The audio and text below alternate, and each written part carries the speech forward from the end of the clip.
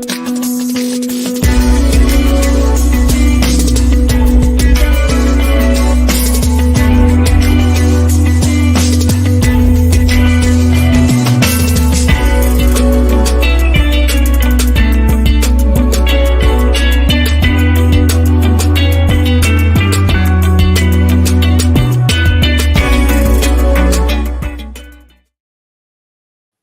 up, though? It's your boy Willie Styles back in the building.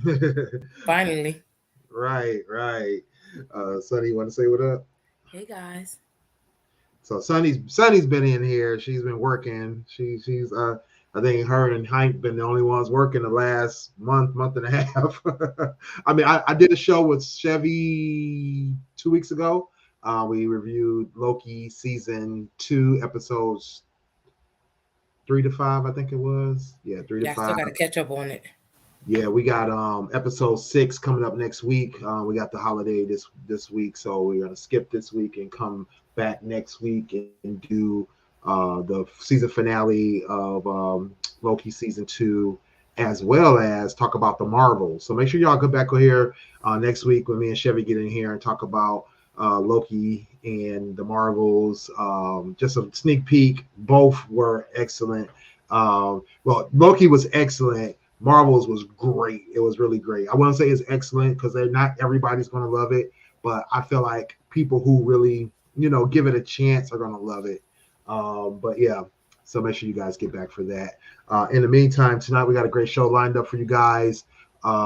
Very, I guess, I won't say relevant, but more like, what's the word I want to use? On time. It's timely, definitely timely. We definitely are in a well, I don't think we'll ever not be in a place or a society where these things aren't happening. But it's great that I think that we're starting to recognize these things, and especially the reason this topic has come up, and the topic tonight is going to be am I being groomed?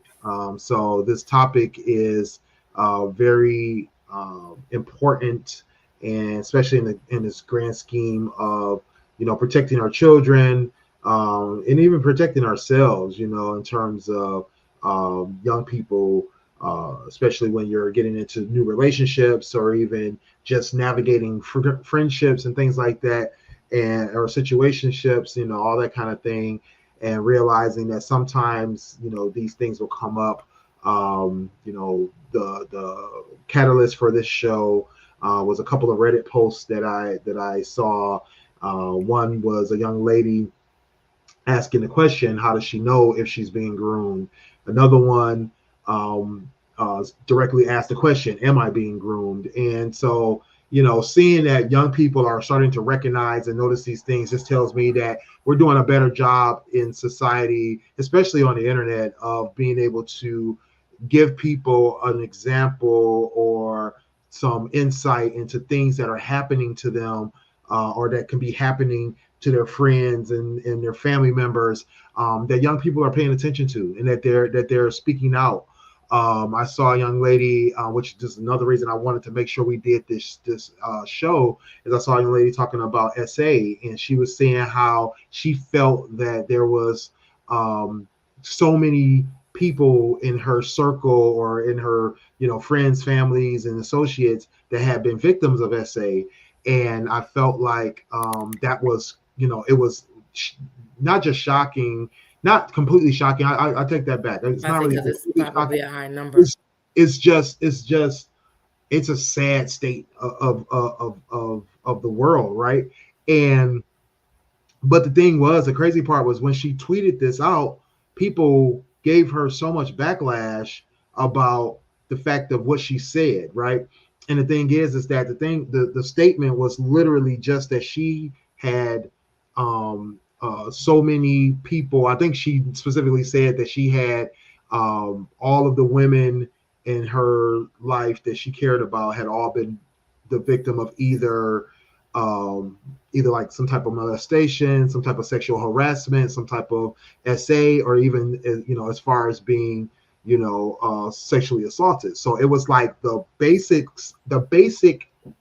statement that she made had nothing to do with anybody else, had nothing to do with the people that were the victims of this, but it was like the comments and the response was like as if she was attacking somebody or that she was going after someone, and that wasn't the case. That definitely wasn't the case. I felt like she had just put out there her basic situation in terms of who she knew, the story she had heard. And like I said, it wasn't shocking because unfortunately, I believe it's 8 out of 10 is the estimate of how many, and this is just women, I believe it is. Yeah. That statement or that statistic is that 8 out of 10 women, or 7 out of 10 women are the victim of some type of SA, um, harassment, or have been molested or had some kind of issue with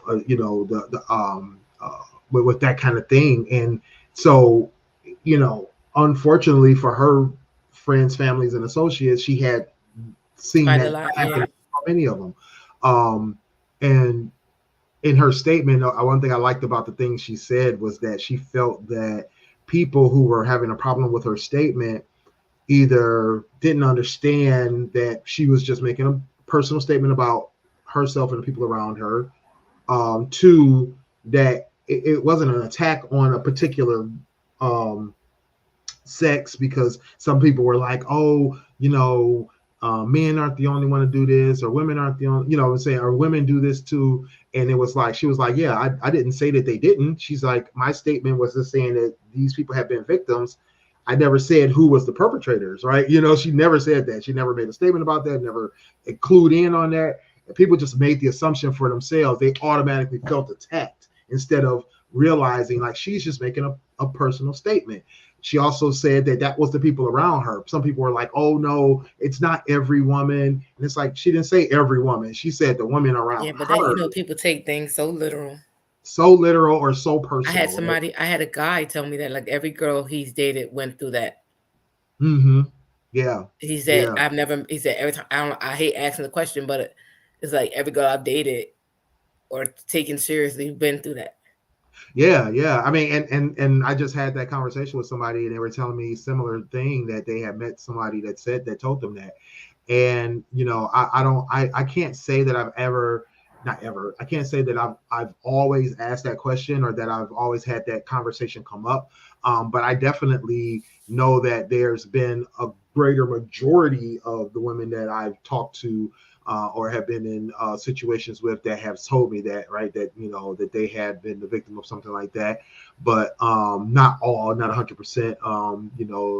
Luckily, for some, they hadn't experienced that. But unfortunately, that's the thing. You can run into so many people, but that's because there's so many that go through it, right?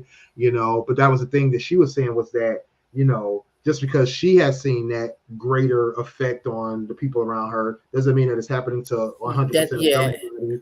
And two, she was like, the how did she put it? It was basically like, she was like, the impact is so great, you can't diminish somebody else's, the impact that it happens to somebody else, because you don't see this, or you can't say that just because you don't have this happening around to the people that that it's not happening to the people around others. Or maybe it's not even that. It could be happening around the people that you know, but you just never had the type of conversation with them. Like I've had friends, and I don't know how to identify it on that spectrum, but I've had people that have personally experienced it. Um, have situations where I had one of my friends' mom used to do stuff that was like inappropriate around him. It was a guy, not necessarily. She didn't she didn't like have sex around him like that, whatever. But it's this stuff that she did that females deal with around him, like in his presence. Didn't um hide it from him, and not necessarily try to hide it, but it's just some stuff as a mom you don't do, like dads wouldn't do around their daughters the same way moms shouldn't do it around their sons. It's just maintenance and upkeep is things that you do that kind of can mess up a kid's perception as regards to sex. I had one friend who used to deal with a relative of theirs. You go to somebody's house and they used to like essentially have sex like right in the bed next to them. Oh So it wow. was like you're young, You're getting probably 6 or exposed to 7 years things that old, you and you're shouldn't be seeing exposed this and you to. don't know how to deal with it. Yeah, exactly. And it's not making sense to you, so it kind of messes you up in that way versus someone getting molested. I mean, not that it's either or, it's probably it's damaging that in and of itself, let alone experiencing it's like 10 times. I would not necessarily compare the two, but it's on that spectrum of it can mess with you mentally. But if we're not friends, like, you won't know that. Right. So you may not be that friend or that go-to person that someone could feel open enough to talk to you about those things. So you can't really say it's not happening around you. It's not happening to people because you're not having those conversations with them. Exactly. I mean, and who's bringing up those kind of conversations with every person that they meet or every person that they know, That right? part. I know for a fact that I've had conversations with my aunt 20, 30 times in a month. Haven't had that conversation with her ever in life, right? Not to say it hasn't happened to her, not to say that it has. The thing is that I haven't had that conversation. I talk to her all the time, but that doesn't mean that that it's not, what I'm saying, the fact or the situation where you just meet somebody or you haven't known them that long, like you said, they're not comfortable enough yet to talk to you about something like that. So yeah, you definitely can't diminish it because or dismiss it rather, because that to me is like saying racism is not real because I've never experienced it. As a Black person, you may have been lucky enough to not experience it in however many years you walk this earth, but it doesn't mean it's not happening. Well, and that's the thing too, is do you recognize it, right? That's a big one because I know that I was in certain situations and as a teenager, as a young child, where things were happening and I never recognized them as either racism or prejudice, right? I just assumed the person was just being mean or just being, uh, um, excluding me out or something like that. Not that they were Not particularly, understanding what was actually happening, racist or not particularly prejudiced or whatever the case may be. I just made, the lighter suggestion of like, oh, they just don't like me or they just are being mean to me or whatever the case may be. So I think sometimes that in the case of, SA, not even just SA, because, that is a whole different subject, but, just sexual harassment, right? Sexual harassment is a very broad spectrum. And that's why I say you don't even know about that's, and it's funny because we I joke about this all the time at work, and it's probably not something they should joke about, but it's just like because you don't understand, like you forget things, right? Because we have certain stuff we have to take every year, and we have sexual harassment is one of them. Identifying it, knowing it, and blah blah blah. But what I never thought about third party sexual harassment. You don't think about it. Yes. If I'm calling you, if I'm at work and I call people, like if somebody was to say to you, "Hey, sexy Willie," and somebody's looking like what, they may feel away, and you don't understand that as a third, like your relationship we may be cool not to say that to you, but somebody else could be bothered about it, and yeah, especially because you're in a certain situation or in a certain environment where they may not feel it's appropriate, and like you said, now they feel, like you say, third party harassed or third party assaulted because they're not really, and that's the situation, like you said, about the friend that was in the same room with somebody. I mean, that's almost sexual assault from a third party perspective of like, I'm in this room and you're doing this next to me. You know what I'm saying? Yeah, and I'm a little kid. I don't stop really saying it because understand it, but they now flag in videos and stuff, so I gotta stop saying it. But yeah, it's definitely third party harassment is one of those bigger ones that's either hard to recognize sometimes or hard to identify rather, or it could be something that people just don't think about because you're in around certain people or around in a certain environment where it's not taken as serious.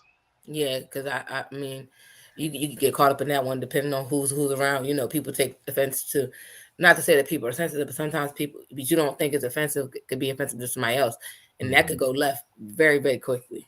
Yeah, indeed. So the other thing was in terms of the not recognizing it is like when you're just not experienced enough to recognize something like that, right? And that's what's going to lead us into this grooming topic is the fact that sometimes people something might happen to them when they're younger and they just don't understand, that this is what they're going through is either, some form of harassment, some form of SA, or some form of even, worse, and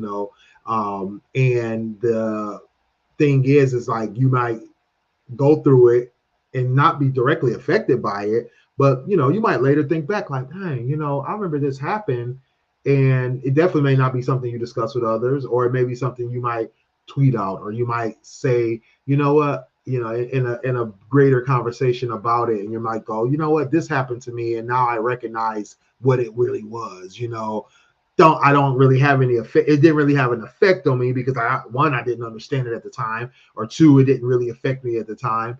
Then, it may not be a bigger issue, but it's still maybe just something that they recognize later, like, dang, this actually happened to me and I never realized it, or I didn't know, there was a tweet that I saw in response to the young lady's post that was like, a young lady had been forcefully kissed by a classmate that was much older than her, and she said that when she was going through it, she said that one, she just felt like the guy was being, too aggressive, that she felt like, it was just one of those things that happened.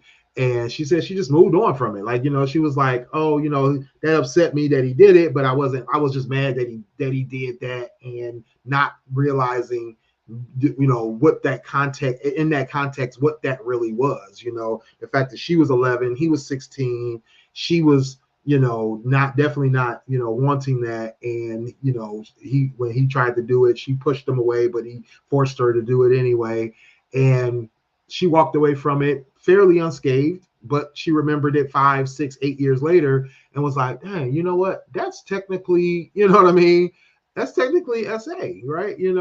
And at 11, she didn't understand that. At 13, she didn't probably think about it. At 17 or 18, talking about different scenarios, it clicked. And then she was like, wow, you know what? Dang, I just realized I went through that. And she's like, I laugh about it now, but it's not like she would have brought that up to somebody, or made that clear to somebody going into it, like, yeah, I've been, this has happened to me all the way back to when I was 11. She probably wouldn't have even recognized it as that. So, yeah, I think that that happens a lot with like realizing that you went through something, a lot with and it goes kind of go pop perfectly with this topic when you talking about a 15, 6-year-old girl meeting a 20-plus-year-old man.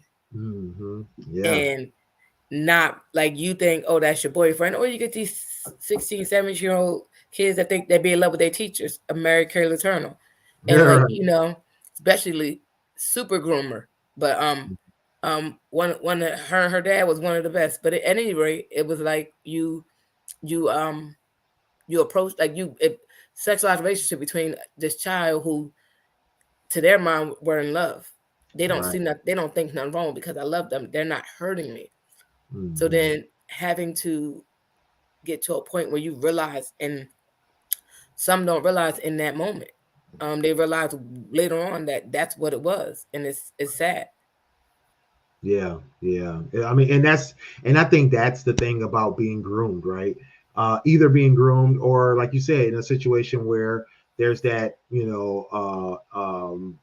that inappropriate relationship where the younger person is thinking that they're being mature, or thinking that they have some kind of advantage over other, people in this person's life, in this older person's life, and it makes them feel more important, right? It gives them, a bit of confidence.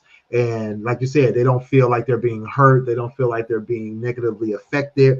So they actually seek this relationship out, or they seek the progression of this thing.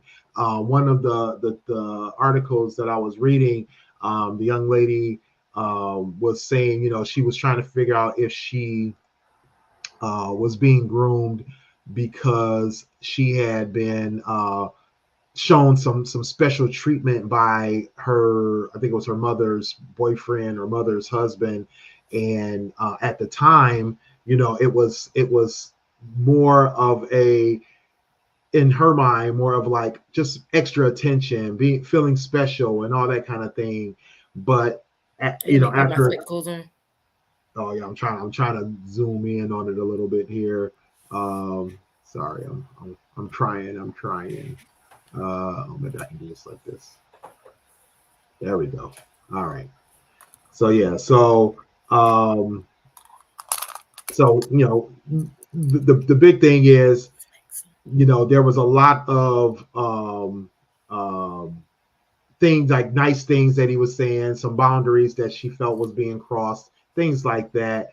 Um, he was telling her about past sexual experiences, telling her about pornography, favorite position, stuff like that. Things that definitely are inappropriate Oh yeah, between a older person and a younger person, but also the fact that this is her mother's, uh, boyfriend. boyfriend, and she's even recognizing, like this right here. She caught him looking at her, or subtle unnecessary touches here and there, that kind of thing. Yeah, he's definitely And trying to groom her. right, Hey, and Jamie. and that's the thing, is like, young people sometimes don't notice those things up front, or they don't realize that until they start, taking a step back and looking at the signs. And sometimes I think that the other people in the home or in the situation may not recognize it, because they may think, oh well, this person's just being nice to them, or this person is, trying to make that child feel included, that kind of thing. But like you said, for a lot of us, we can see the immediate problem here. We can see how problematic some of this stuff is, and where the things have gone wrong. um, and then she's gotten to a point where now she says she thinks she's in love with the guy, right? She feels like he's made her feel so special, that she feels things for him. And she is now depressed and frustrated that he's no longer um you know doing these things, or giving her this kind of attention, She or probably outgrew the age. Like, and that's the thing. You were whatever age she was. Did it tell how old she was when? 17 and he was 46. Yeah, so you probably aged out, girl. Yeah. So, I think that, this is another situation where it's like the the realization of what's happening is unclear until you start looking at all the facts, all lining everything up, and talking to people, and realizing, like, what, am I tripping? And that's what she's asking. She's like, how does she know if she was being groomed, versus this is a real relationship, or this is a real situation that would have gone somewhere, right? you know but one problematic is that that's your mom's boyfriend. Like, so one, he shouldn't be, in Two, your. I don't want anybody I'm dating that's 17. No, anyone that I'm dating What up, those move? talking to my 17-year-old in that manner. Like, it's, to Right. me, definitely, I feel like that's grooming, because you're like, whether or not he actually acted on or not, he whether or not it was her, because let's look at it like this, and this is how I'm extreme overthinker. Here I go, because she's 17, right? He tried Right. it with her, and if she was around his mom, he probably did all of these things subtly around the mom first to see if it was okay, because she's thinking it's harmless. He's getting Right. to know my child, and I feel good about it. Now let's Right. think about this same mom who if she had other younger girls in the household, Mm-hmm. he may have been grooming, but not her, along with the others that are in the house, the other younger girls Right. that are in the house, Right. because Yeah. if they see big sis it's okay, and mom's not saying nothing, it's now okay for them. Mm-hmm. So Yeah. sometimes it's not direct. I mean, it could have been direct, but she could have aged out a lot. Like, not a lot, because I'm not a professional, but I feel like a lot of grooming. I mean, grooming can happen as an adult. It could happen as, Yeah. I think when you're in a vulnerable state, I think you could be groomed into doing stuff.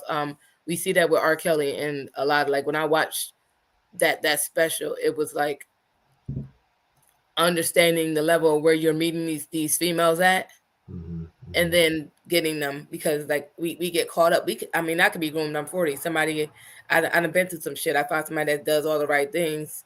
Gaslighting is a big thing with grooming. Right. So if I'm in a vulnerable state in my life and you can come in and gaslight me and have me around, and now things that I would deem unacceptable, I'm allowing you to do, and I'm thinking it's Right. okay. Yeah. It's okay. It's nothing. It's like Stockholm's. I'm thinking it's okay, and now I may actually love you, all while not knowing that you're basically breaking me down to a less part of myself. Mm-hmm. So I think it could happen with anyone. It doesn't matter age. I think age in particular is a big thing for me, because I think a lot of these people that do groom start out young. I said this to my cousin, and it's funny because Smooth, watching Hey Smooth, when he used to say, protect our boys like we protect our girls.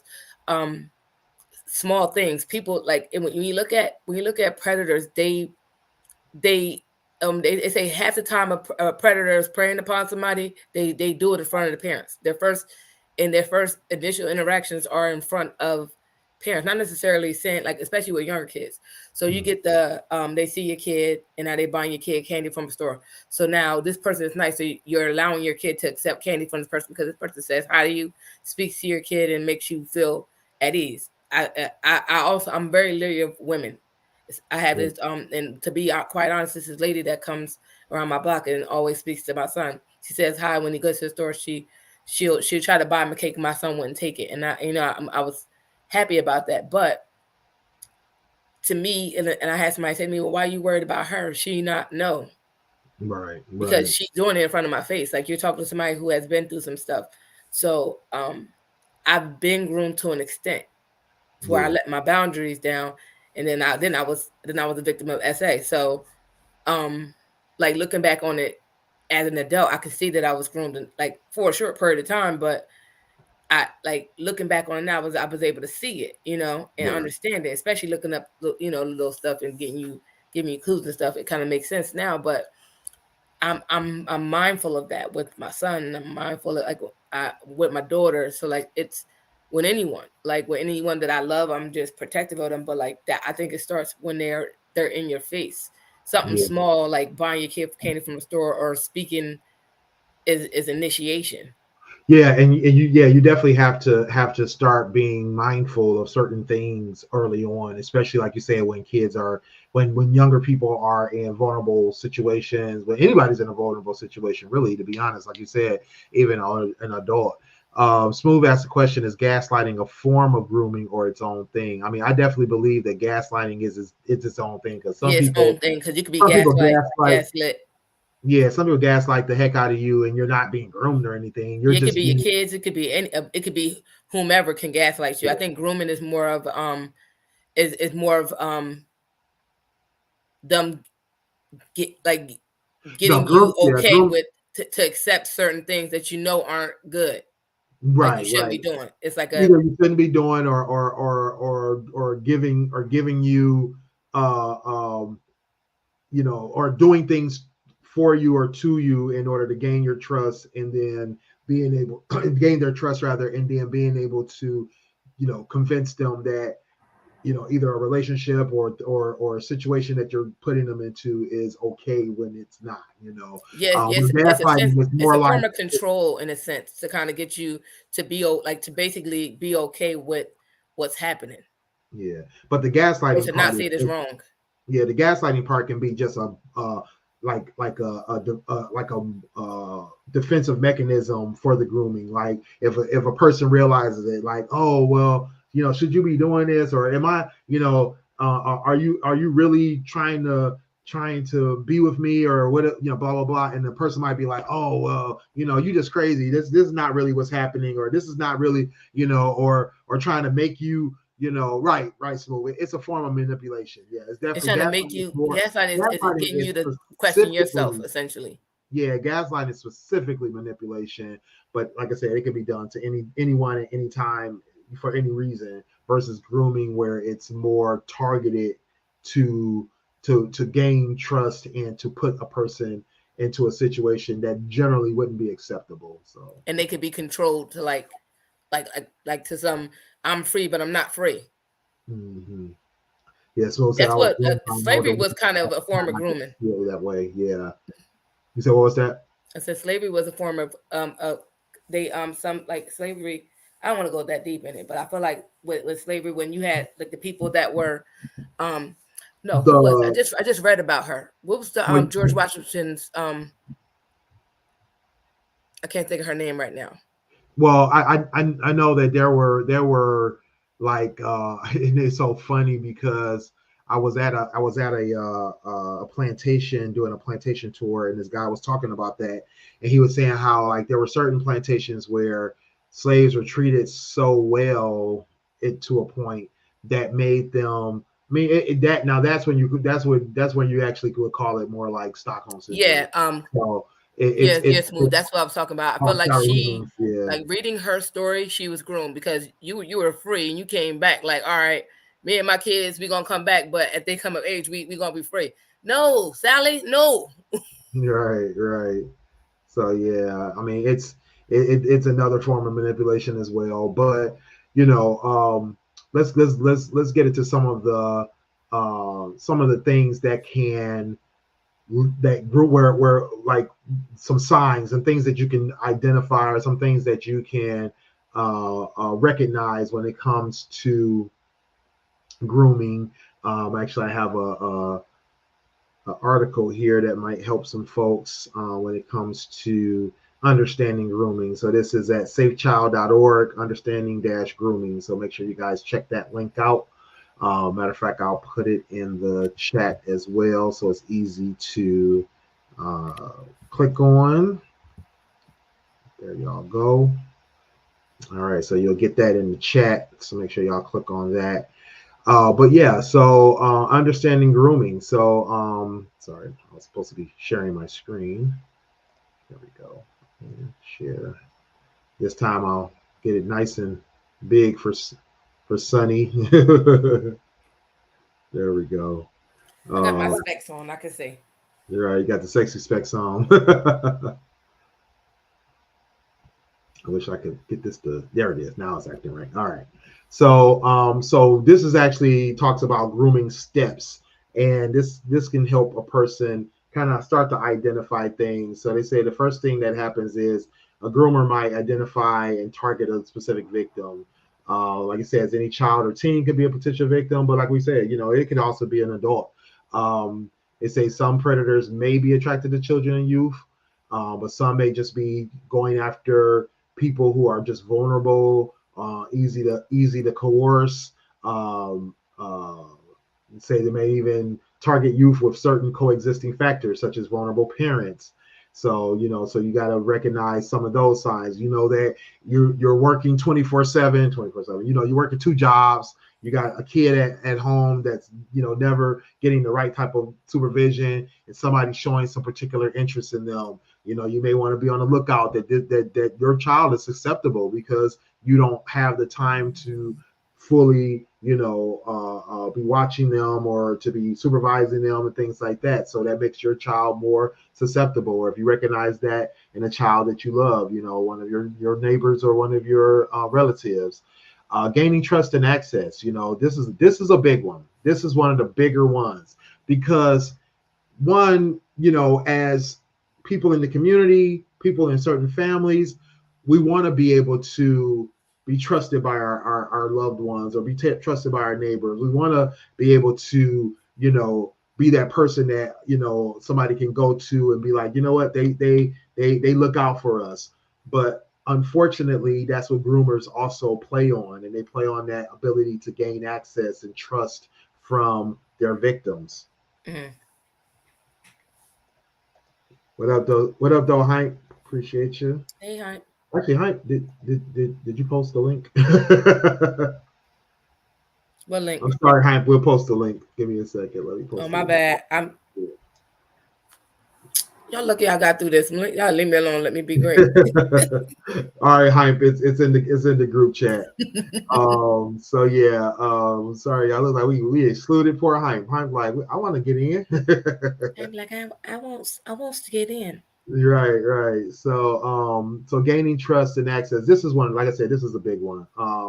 like you said, Sonny, this is something that can happen so quickly and so easily, especially in families, especially the people who have, vulnerable youth, things like that. Um, and this is the thing we were talking about in that last article we were looking at, where the perpetrator may offer the victim special attention, understanding, sympathetic ear, and then engage with the child in ways that eventually gain friendship and trust. So so that's but unfortunately, this is something that we sometimes want from our friends, our family, our neighbors with our children, right? We want them to have somebody that they can trust, and somebody that they can go to, and somebody that that they can, but that just means that you do have to just be a bit more cautious, a bit more observant, right? Because the next few items is what's going to help you identify if there's a problem or if there's a problematic situation arising. Now this is one I think that you should be kind of an automatic trigger, and I can't remember what it was, but it was something, I believe it was something with a school and that kind of thing, where there was like a coach or something that was doing this, and that was, they were giving gifts to some of their students, right? They were giving, and not and we're not talking about like at Christmas time or birthdays or something. We're talking like just randomly and Yeah. expensive things, right? Like phones and electronics and games and all this kind of And you stuff. buying system that cost $300 something dollars, $400. Right. And it's like, it's like, yeah, it's nice to do something for a kid or whatever, but make it appropriate. Like this kid for a month and a half, and you buying them stuff every couple weeks. Something's problem. There's a problem with that. This is not normal. So definitely be on the lookout. That's a big one, because I think that's how a lot of perpetrators get in quickly with some of these kids, is the gifts and the special treats and doing things that are just a little bit over and above and beyond for the relationship. Yeah. Playing a role in a child's life. Again, this is another hard one, right? Because again, when we have children that are either at-risk youth, youth that have limited supervision, youth that need additional See, my son services. will be, that's why I'm sending him to his program. Like, oh, I got to use program. No, no, no. No, no, Yeah. no. Yeah, and that's the thing. You gotta definitely be um cautious when it comes to all the different things and the different people that they're around in those situations. It's so easy for a perpetrator to be, in a program or a part of even this, even in schools, and this is a big one for me. I always hear, oh, they should do better background checks. A lot of these people don't have anything to check in their background. Because if You nobody's know what I mean? reporting it or they never did it before. Either they haven't done it, hasn't been caught, or like you said, nobody's reporting, right? Or it's not reported where you can get access to that, right? Because we've seen with the priests when they were But I being was about to transferred to say them. different places. We saw with teachers where they were going to different states. We saw, and as soon as you get out of the purview of a certain, system, you can no longer be tracked, or your past life isn't tracked, right? So, but even the thing is like, you go to or you send your kid to a cousin's house, or you got a friend of a friend that comes over. You don't there's no way to background check somebody that's you're going to their house, or you know what I mean. So I think sometimes people miss those opportunities to be more cautious or to be more observant, because they don't realize that a background check isn't enough. You just have to be diligent. You got to warn your children. And then, I mean, I definitely don't envy your situation, Sonny, where you have to be even more diligent because of your son's circumstances and his, you have to play off of like knowing how he acts around certain situations, knowing how he is with certain people, taking cues and clues from his Yeah, but he don't like behavior. somebody. I know. Like it's people that try to give him stuff, and he like, no, no, I'm good. Mm-hmm. And it be stuff that he want, and he be like, yeah, no, I'm good. Mm-hmm. So I tell you Yeah. about the one security guard at the daycare he used to go to. That man used to always say hi to my son. My son looked at him like, don't you? He used to turn his whole body. Right, Yes, like ma'am. not. I gotta recognize you as a person. Right. What up, though, hype? What's up, gang? My Oh, bad. we The air can't hear you. fryer's still on. Can you hear me? You sound low. My bad. Damn air fryer is about to go off on me. That's why I left the joint off, Oh, got camera you. off. No worries. No Um. worries. So you gotta eat. All Got you right. gotta eat. Full What do you think disclosure about the here. topic so far? So full disclosure here, right? When y'all putting this in the group message earlier, I'm like, why the fuck are we talking about grooming? Like we telling niggas how to brush their hair and like Hey I'm Yeah. thinking yo. about it like I'm like, what the fuck is they talking about? Then I start reading like the article. I'm like, oh, this is some bullshit right here. Y'all know I got daughters. Yeah. So Mhm. same situation like you talk about. Some of these situations your guard is down because you're not expecting no creep shit. Right. If Right. we over at Willie, this is my man. I'm with him all the time. Like we over here, I got my guard down as far as letting my kids go play with his kids. But you don't know about the nephew that's 15 and my daughter's 10. Like Hmm. like you said, you don't be knowing the creep shit that's in people's head, or you just flat out change your whole fucking name and move states. Hmm. Like, Yeah.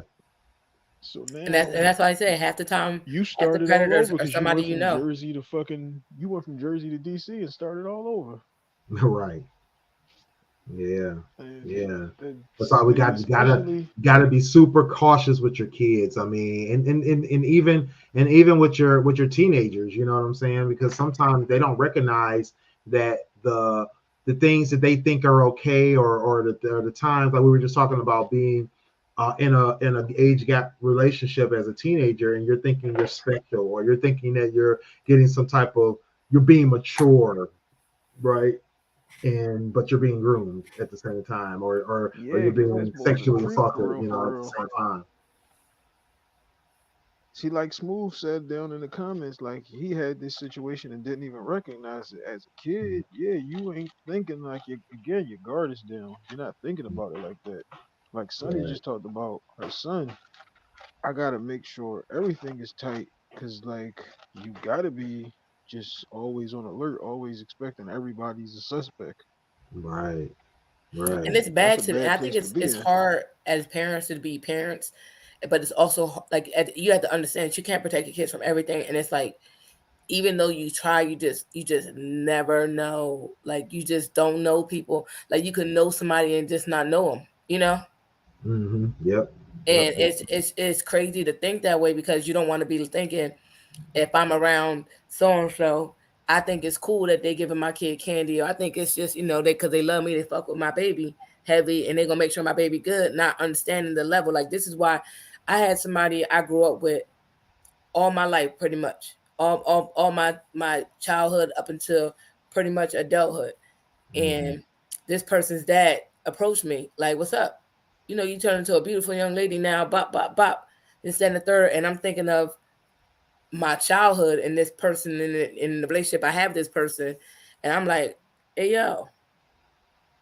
So it makes you think, Mm-hmm. Yeah. and it's Make you sad think about because it's that like time you took you us want to skating and think all people that good have shit. the purest of intentions, and this podcast isn't for anyone to not trust anyone or just be on the fence with everybody, but just understanding what it is because I don't like with and I think with guys and boys specifically, y'all don't understand what it is because I think with a lot of growing up, it's expected of y'all to do certain things. Y'all been most not if not almost every boy I know lost their virginity at 13, 14, some younger to somebody that was way older than them, 20 something years old. Like they dad brought some like you essentially your relative brought somebody over to SAU and not even understanding magnitude because it's in the mindset it's acceptable. It's you coming into your manhood, but like that jades somebody's mindset if they're not even in there because you got a lot of boys that aren't ready to have sex at 12 and 13 or 11 or 10 or younger.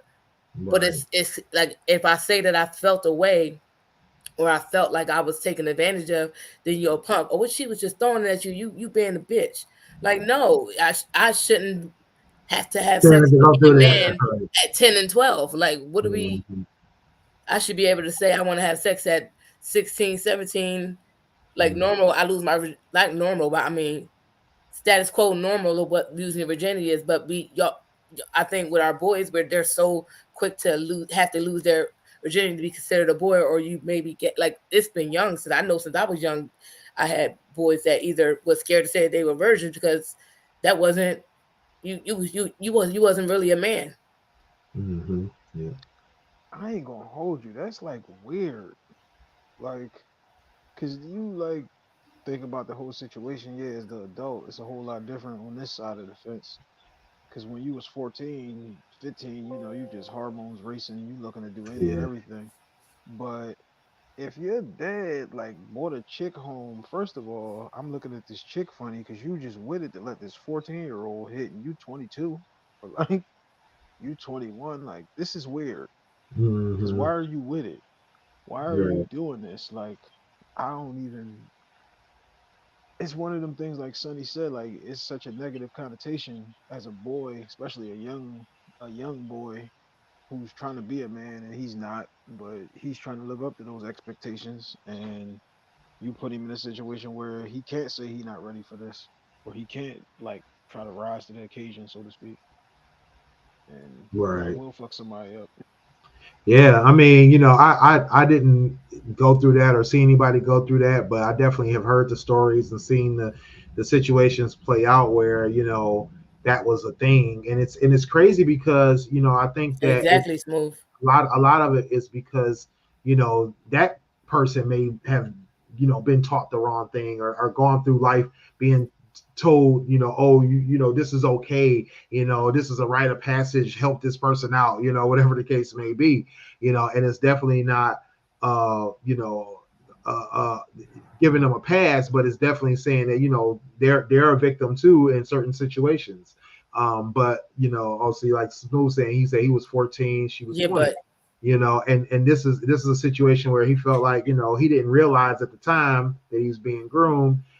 I'm sure she probably had an understanding that this young boy had no reason to be with her, being that young, but all she probably saw was opportunity, or a good time, or whatever the yeah, but case may even be. that, as a boy, if you think that that's okay, you don't even realize that you're a whole victim.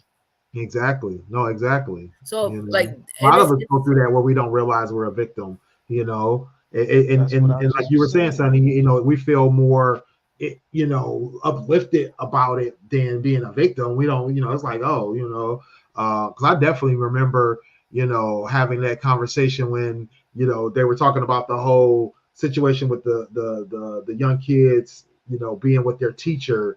And it was like, man, when we was that young, our I teachers, was in love with teachers too. I didn't have sex with we them. had crushes on teachers, and we'd be like, oh, when I was that Teachers young, are I ugly. probably would have let it happen. And it's like, yeah, because that was considered cool, or that was considered A okay, rite of passage for boys. yeah, for the boy to be feeling like that. But definitely not the right thing. Definitely not acceptable at all. And it's just sad because it's like, um, I just feel bad for our boys because it's a lot of boys growing up from that trauma and dealing with that, and this is why they had the problems they had with women because. To like we've been saying, was moved. That lady was 20 years old. She probably thinks she ain't did nothing wrong. You're right. And if he was messed up mentally because he wasn't mentally prepared or didn't really want it but had to do it, he understands it was wrong. And so his outlook on women is negative because a woman took advantage of him. This is why a But you lot of don't these think men walk about that around mad at 20-year-old. women. Somebody probably did that to her. So That it's just part. the And Right. cycle. she thinks It's just the and half of the cycle. She predators think it's were, normal because that's what were happened to once her. preyed upon, Yeah. men Now included. I want to be the one in power. Yeah. Right. Right. Yep. That's true That's too. why you see mad females dating boys 18, 19, talking about 30 plus women dating little boys. Like and I can't tell you who to date, but I'm sorry, I'm not dating 40 years old. I'm not dating no 18-year-old. I'm not even dating a 21-year-old. You got to be well enough into your, the least, I would say the least for me it'd probably be like mid 30s or like early 30s because I don't want nobody younger than that. For me personally, I want somebody to know what I'm talking about when I be saying back in the day. I don't want they have Right. to school somebody, and like my daughter's not 21. I'm not dating nobody her age or younger, or Hmm. even in her Same age with me. Yeah, I bracket. mean, yeah, that's a Right. big one. Yeah, that's a big one. Like, man, like having to have conversations with somebody is one thing, but then to actually have to bring somebody around your kid that's their age or younger, like yeah, no, But see, I ain't you ready see a for them lot of problems. men do that. My dad dated some girl that was my age. Not Mm-hmm. necessarily. I mean, we was grown. She was 30 something. My dad's 60, like 60, whatever. Um, Yeah. she was 30 something. So it was real crazy because she had a boy the same age as my son. So like you buying him toys, you got to buy my son some toys. It's just Yeah, like, I could dude, do that way. I could do that way. Yeah, that's wild. She But signed your yeah, yearbook and all of that type shit. Like y'all used to go to right, gym right. together. Like, yeah, this is weird. Like, thank yeah, God for the stable parent home that I came from. Right, Cause right. who I know I would have been tickled. You bring But one of my yeah, classmates in here. back to this list. So yeah, so playing a role in the child's life again. This is another hard one because perpetrators definitely will take advantage of this situation where football coaches, yeah, uh, the peer counselors, some family members, friends of friends. yeah, and then they pointed out here that they may manipulate the relationship so that it appears he or she is the only one who fully understands the child or meets the child's needs. But also on the flip, and this is one that always got me, and I thought that this was like you know, it didn't make sense the first time I heard about this, but it started to make sense when it came to how it could get into a person's mind. But saying that a perpetrator may also exploit or use empathy and convince the young person that he or she is the only one who understands the perpetrator, and reinforce the perpetrator needs the child or youth.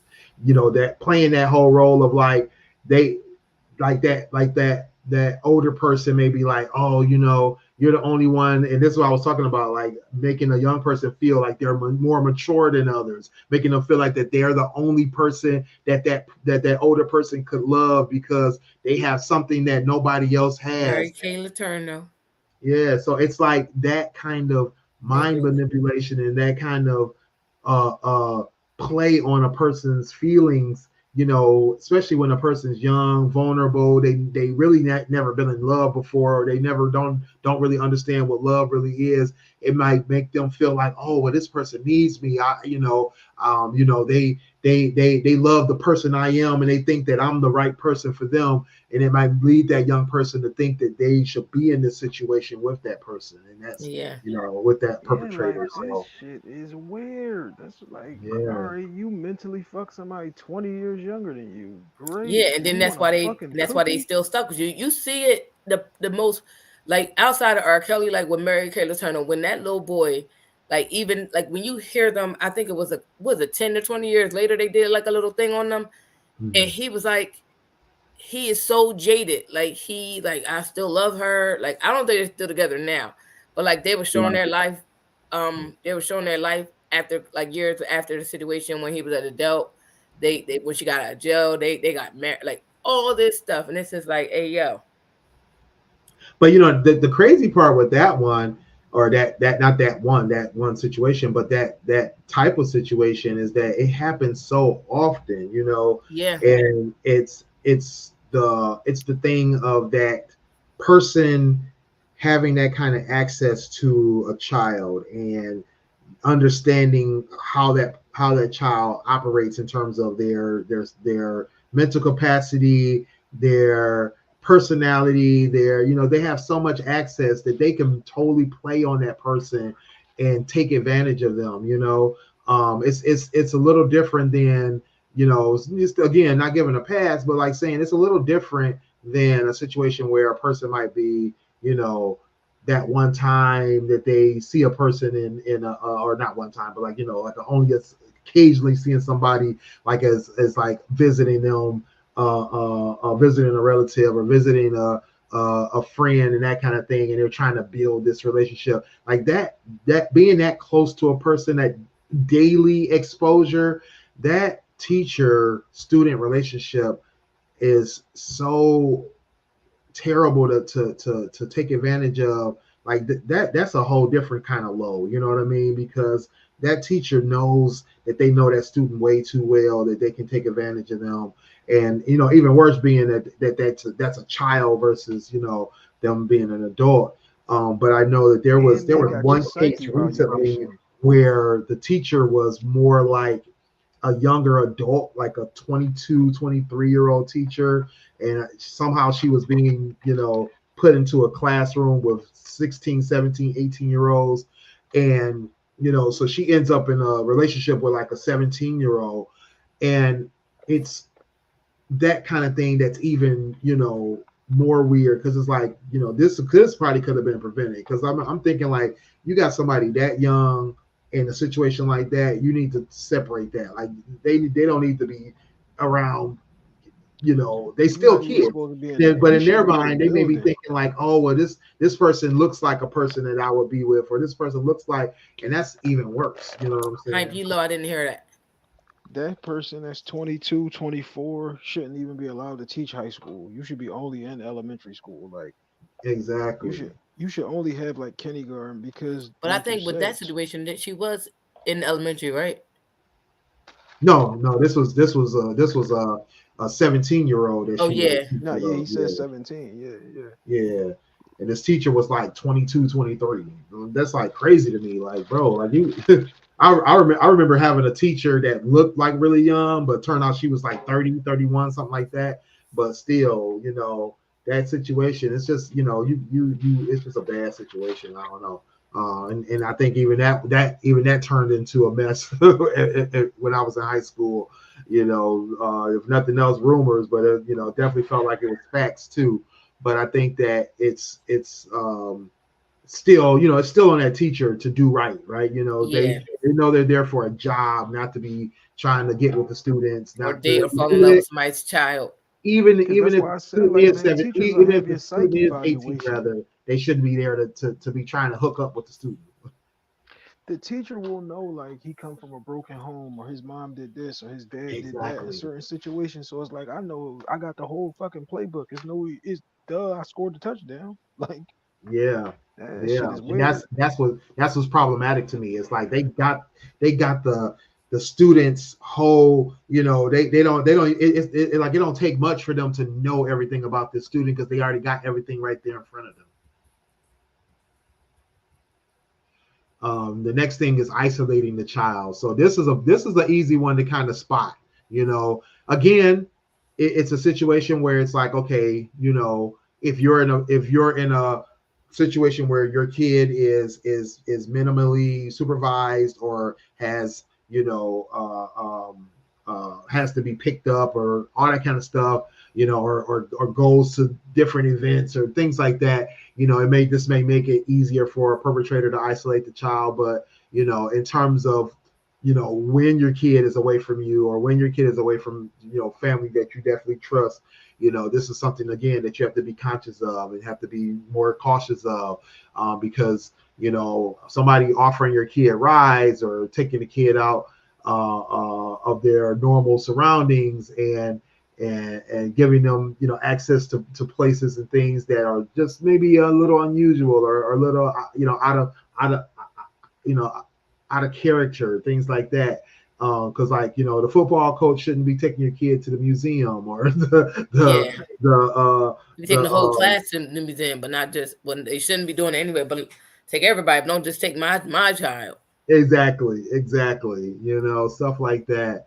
It was so funny because I was thinking about the situation where when I was younger, and it could have been innocent, but I was thinking about how there was this one teacher that took me to a couple of different places, and nothing really happened, but it was just always in my mind like that was definitely probably not right. There was probably something really wrong with this. Like that teacher definitely shouldn't have been like giving me rides and taking me to these different places and stuff by myself. You know what I mean?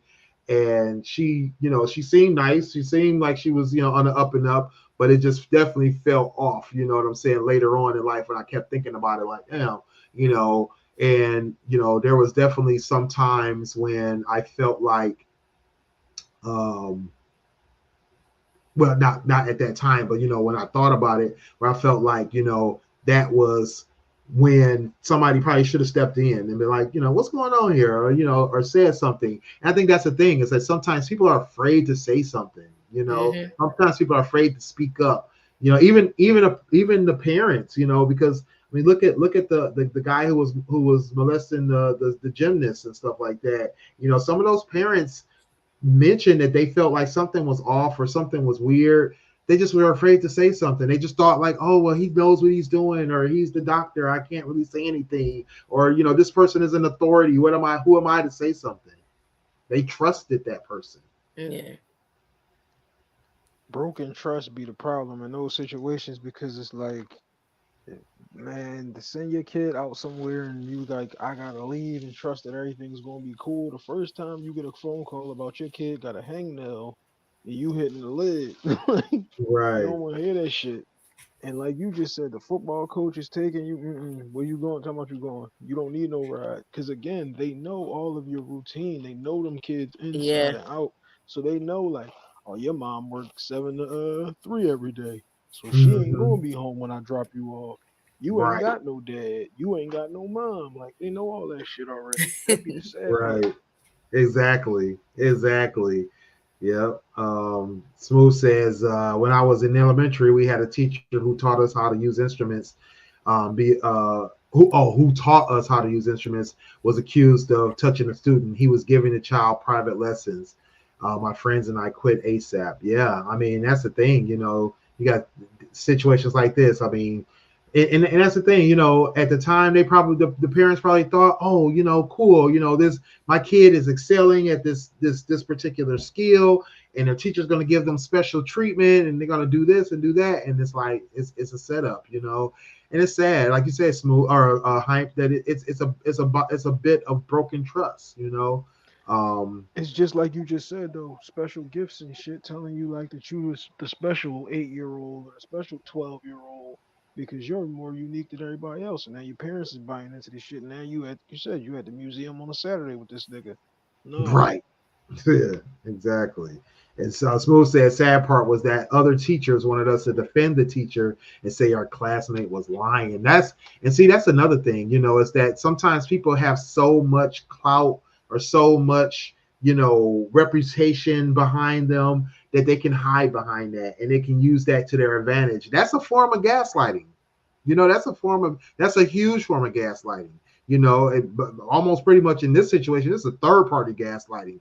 But the perpetrator can sometimes try to use that, like, hey, you don't know what you're talking about because I'm the this, or I'm the captain of that, or I'm the coach.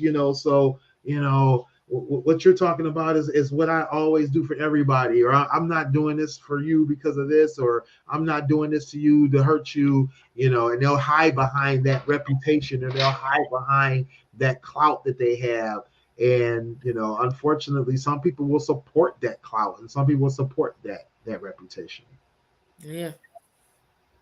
Because they don't want to believe. Plus I think a lot of plus people you like always don't want assume it to believe. everybody's cool and my bad, go ahead. Oh no, no, you go ahead. You always assume everybody's cool until some weird shit happens. Yeah, Like yeah, when you work with somebody, you be like, oh no, that bull cool. We go to lunch together. We be talking about the game, all of that type shit. Until he says some weird shit, and then you go, oh no, I can't fuck with this nigga. right. Like, oh no, I Mhm. Yeah. can't mess with her. You I think a assume lot of that people feel everything's on like the it's up and too. up until somebody does some shit. Yeah. I feel like a lot of people, when it's somebody close to you, so it's like somebody walking up to Willie saying that somebody that he holds in a high regard is doing X, Y, and Z. It's like, Mhm. what? It's like Right, we don't want to believe it because we feel like we really know this person, but not. That's why I say you could know somebody but not know them. right, right. And it's just a sad thing of I can know you for forever, and somebody come out and say blah blah blah happened, and then 20 other people came out and say the same thing happened, and it's like it's just sad because I've had that happen in certain situations where something happened with somebody and then it was found out that this has been going on, not just that person, it was going on with more than one person. It been going on for years. Like about 20, 30 people then came out of woodwork and said this and it's in this and then it was just crazy to the magnitude of the level this person was on. Right. And it was like it was documents, not necessarily like it was proof behind, like it was conversations through text messages you send these people and all this stuff. And it's just like, yo, Dad, I really was like rocking with you heavy. Mm-hmm. And you really was on that type time. Right. Like, and it's crazy because you feel like you really know this person, and you like, I think it's like that. Like, we don't want to believe the worst of people that we know, and it's just like sad when it's somebody that you hold dear, love, or somebody that you really hold in this high regard, and they just out here wilding. Right. Exactly. Smooth said exactly, Willie. He was using his influence, and the boy was white. They tried to play the race card on us. We were a bunch of 11-year-olds. That's sad. And that's the thing, people try to force you to be influenced too because of your age or your vulnerabilities and things like that. That's a sad situation. That's a real sad situation. How are you gonna tell some kids to lie? Y'all should be ashamed of yourselves as Right. people, the educators, or people that's supposed to protect our kids when we don't have them. Y'all out here just lie. No. Yeah. Tell your kids to tell the truth. Right. And then this right here, creating secrecy around the relationship. This is a big one. Your kid coming to you like, look, this person's telling me to do this person's telling me to do that. That's when you got to act. That's when you got to start pulling some cards, start forgetting about their reputation, because like I said, the perpetrator may reinforce special connection when they're alone or through private communication, strengthen it with admonitions against telling anyone. Because they know that others will be unhappy about it. That's big. You definitely got to warn your kids. This is one of those things you got to definitely talk to your kids about the relationships and the situations that they find themselves in. Ensure that they understand how to detect grooming as well. And understand that not all good things are good things. The first time somebody tell you this is just our little secret, nope, red flag. You tell me instantly when somebody told you some shit like that. Yeah. Initiating sexual contact, that's a big one.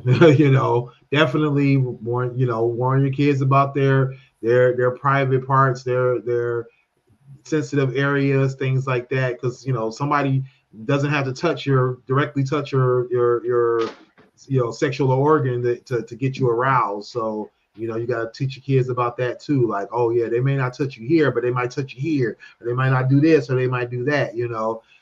That kind of thing. Somebody breathing on your neck, somebody touching your sides, or rubbing on your hips and all that kind of stuff. I don't like hugs either. Don't be hugging my baby. I don't know you like that. Yeah. Oh, that was a big one. It was so funny to me because she ain't hugging everybody. It was like I didn't think about it at the time, but there was like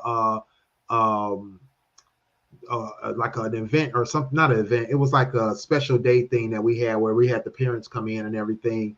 And one of the teachers, I noticed, they were doing greetings with the kids, and one of the kids went to hug them, and they were like, "Oh, we're gonna shake hands," or something they did. It wasn't really shaking hands. It was some other little form of gesture that they did. And they were saying to do that instead. And at first I was like, oh, that's interesting. But then it hit me like, oh, but you know what? That's a good protection because, you get to hugging on kids and, the wrong thing come up. How do you protect yourself in that situation? You definitely want to make sure that the kids understand that, sometimes some good things aren't always good things. Somebody could be using that as a way of molesting a kid or a way of getting in a little further and a little further. That kind initial body contact. Like, give me a hug, baby. Like, if the kid don't want to hug you, like, come here, give me a hug. No. Right. Exactly. Like so right here, it says that it may begin with this be the fucked up stuff when sometimes you might just have a genuine nice person who knows that this kid has a fucked up situation and probably hasn't been hugged in fucking 4 years. Right. And it's not even, I'm not even on no nasty shit. I'm not trying to do nothing or nothing, but you can't even put yourself in that situation. Yeah, definitely. Yeah, like it says here, it may begin with touching that is not overtly sexual, though it may be gratifying to the predator, and then it may be something as simple as arm around the shoulder, pat on the knee, hugging, things like that. But gradually they may introduce more sexualized touching, breaking down inhibitions and desensitizing the child so they can begin to overtly touch the child. So you definitely want to be, conscious of But that, making your cause kids that's the conscious of same. that. But that's the same shit that you do when you cracking on a joint. Like, Hold all on. right, I Hi, may what you feel say? I I can't gotta. hear you. So that's the same shit that you do when you cracking on a girl. Like, let me initiate the contact and see how she reacts to it. If it's a Mhm. regular situation, not you and a fucking kid. Like, Right, right. so, like you said, Willie, when some shit happens like that, the child goes to hug you, and now you like, oh no, we fist bumping today. All right, I'm looking now because that means you normally y'all hug, and now you're not hugging because I'm here. Right, right. Yeah, controlling the relationship. This is the big one, and this was kind of how we were talking about the thing with the gaslighting, with the manipulation, with the just coercion, things like that. But when you start seeing that there's control, and usually the person that's the victim will usually have to recognize this, because the perpetrator is relying on the secrecy of the relationship. They're relying on the child not to reveal the abuse, relying on them to be afraid of disclosing things that are happening. So there's a lot to that, and I think that's when you're asking yourself the question of, are you being groomed? Is are you in a situation where you're being told to keep this a secret? Are you fearful of what the ramifications of being in this relationship really means to either yourself or the perpetrator? Because if you feel like, oh, this person's going to get in trouble because they're with me, that's problematic. That's really problematic, no matter what the situation is. If it's because it's a parent's boyfriend or girlfriend, if it's the age gap, if it's whatever it is, the fact that they're supposed to be a teacher and you're a student, you're in a vulnerable situation. Like, we've been seeing this a lot too, is like guards and prisoners, COs and people that are in jail, getting into these kind of relationships and stuff like that. That's a vulnerable situation. You should not be in that situation. Take my specs off. Like you said, sometimes or often the perpetrator threatens the child to ensure that they won't disclose the abuse. Smooth rather says true hype. It's sad we can't even console the child because we don't want to be seen as a perv, even though it may be innocent. Yeah, that's the sad part. That's definitely the sad part. That's But it's And like because you crazy. said, they who don't wants to tell ruin their that. child they can't show love? I used Perpetrators to work. don't ruin that. I used to work in a school district in a lunchroom, and Mhm. like I will always tell the kids, like, look, I don't know what your situation is, so if you want to eat again, I don't care. Just tell me you was already here. Just don't Mhm. swipe your card because then that fucks up the computer, which now you fucking up the whole situation. But I don't know what your situation is. You might know I got 11 o'clock lunch and I ain't gonna eat again till tomorrow. So you Mhm. came back down here at 2 to make sure you got another hot dog or whatever. Look, come get it because I don't know what your situation is. But like shit, you just never know. Like kid might have came the fuck home and my dad is in here dead. And like I said, some people just be fucking genuine, and it kind of fucks the world up for them because now you got to be extra cautious when your natural instinct is just, I see somebody is hurt. I have a certain level of care, respect, and love for this person, and let me try to do something to console them. But if you're in that situation, that shit will be wrong, or that shit will be looked at like weird, and that's like a fucked up thing that like Yeah. genuine people are like wiped off the face of the earth because it's like you're genuine. That's weird. People don't do that no more.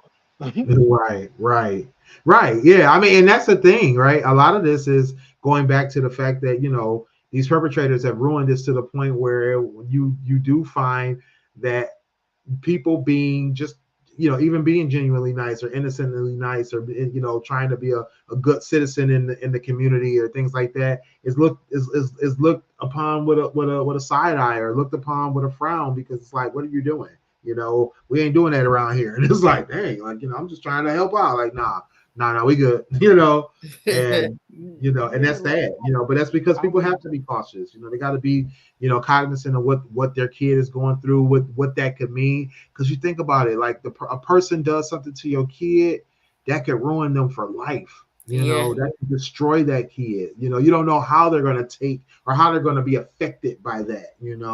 those young ladies that were molested and by their coaches, the guys that were essayed by their coach, the football players that were essayed by their coach in college, of all things. Because again, those they were adults and they were getting groomed and then eventually essayed, and these are grown men, Yeah, but then they probably got introduced to that younger than that. Yeah, well, I'm just saying, this was a situation where people don't expect this to happen to a grown man that's big enough to defend themselves, quote unquote, but they're in a situation where they're vulnerable, where a person has power over them. They're told, what, you don't do this, you're going to ruin your chances at this benefit, or you're going to ruin your chances at improving your life, or you're going to ruin your chances of just being on this team. And then they're, and now they're getting essayed because of that, because they're allowing that because they're afraid of losing out on what they're getting. That part. So definitely go recognize the signs, protect your children, protect your family members, say something, speak up. That's a big thing. That's the big thing. Speak up. Don't be trying to convince people to lie because you. Yeah, stop protecting the predators. Yeah, that you think that a person has all this clout. It's like if you recognize the signs, you recognize the signs. And sometimes it's not about having to say, what, I gotta stop, or not to say stop, but I gotta do something because of XYZ happening. Sometimes it's about prevention, being able to say, what, I recognize this could be problematic, and then a lot, stepping in to prevent this from happening.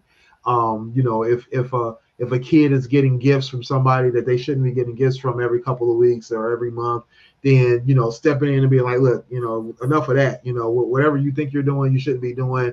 Maybe you need to rethink this, or maybe maybe your heart is in the right place, but your actions don't line up. You need to chill out. It's being able to prevent something from happening, or even prevent somebody from being looked upon incorrectly. If it is, then they're just them being nice, making them realize like, no, sometimes you have to break this up. You gotta be like, hey, this isn't the right thing to do. This isn't the right place, the right time.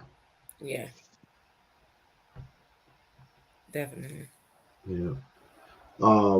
But like the one thing that I wanted to jump back on is what Heinz was saying about some of the things that we do even innocently, right? Sometimes we do have to recognize the difference between what we're doing in that situation versus another situation, right? And I think that, there's people who may think that because they've gone through that, right? What we were saying about like the 20-year-old who tried to groom Smooth, right? She might have gone through that.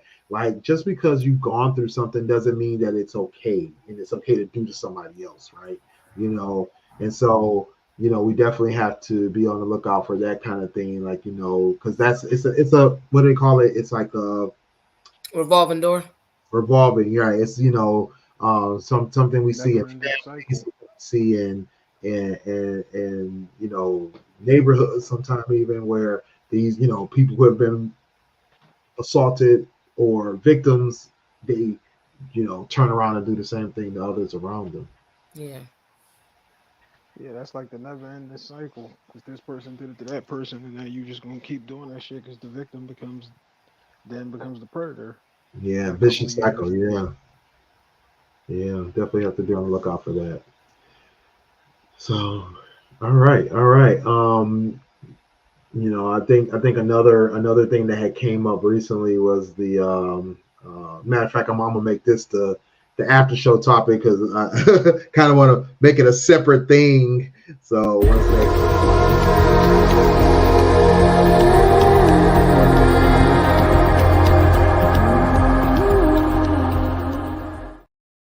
We haven't had an after show in a minute. So I wanted to get y'all opinion on the Cassie Diddy situation in terms of how that popped up, the impact it may have had on society, and what was going on in social media and in the world. and then, or not the world, but in this country at least, in Black America probably specifically. And then what did you feel? How do you feel about the outcome of that? I don't know the outcome. What do you mean? Because I They know like what's settled. been going They on. Yeah, they settled. The case was a civil case. Oh She yeah, so I was did hear that suing. they settled, Yeah, but she was I didn't suing know what him, was and done. so he settled out of court. He just went ahead and Yeah, but settled. I'm of course. I mean, I think somebody on TikTok read the whole document. That man's crazy. He did a lot of nonsense, and definitely when did, because I don't know if I caught this in a lot of the information. She met him at when When she was she was grown when 19. she met him, right? She was 19. Yeah, So yeah, she was no, I'm 19. I sorry. think he was either late 30s or So yeah, that's yeah, to me mid that would 30s. be considered like dating a kid. Okay, so Yeah. she's 19, not really an adult, but an adult nonetheless. Okay, so yeah, essentially it's almost it, it's the same thing. Like she did if she hadn't really been in a relationship in her previous to meeting him, if that was like the first introduction to a real relationship as an adult, yeah, you lined her up for a lot of stuff that she I do believe her because a lot of this, not I don't like so a lot some of the stuff that she said happened was cooperated with other people Mm. in different situations that kind of stem from that okay, so now we get the full story on what happened there. um it was a lot. I feel like I know they said she just the reason people had a big thing a hang up about why she was coming out now, and it was like a time limit expired on the what's it called, the thing that they made her Statute of sign. Like limitations. statute of limitations or Yeah, something. statute of limitations like went away because it had been happening for so long that she finally was able to get out and tell her truth. And I think what he was trying to attempt to do was catch her before she did it and try to settle, and it just went where it went.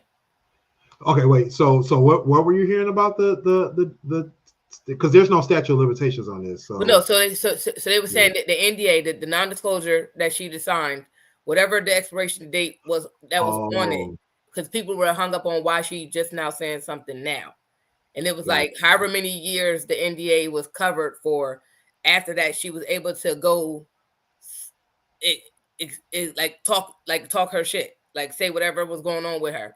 Like so, she yeah. signed the NDA very early on, so she wasn't allowed to address a lot of stuff that was happening or get her feelings out or tell people what was going on with her.